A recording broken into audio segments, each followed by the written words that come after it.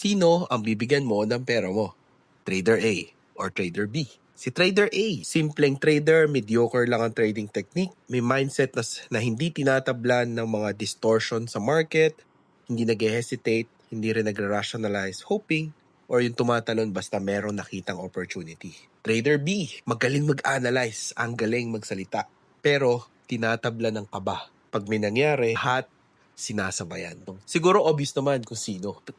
Kung magbibigay ka man ng pera sa iba, piliin mo syempre yung hindi tinatabla ng kaba. Because when things happen, dyan naninisi ang iba.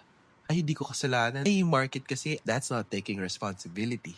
Because when you're a trader, your money, your trades are yours, not the markets. Kaya nga, plan your trades. Whether you lose, sometimes, it's a lesson and a very painful lesson, lalo na kung pera ng iba. Crypto word of the day, utility token. Tokens na may pakinabang, hindi lang meme. So utility tokens are usually a form of payment or used in the ecosystem as gas fees and for other features in their business operations.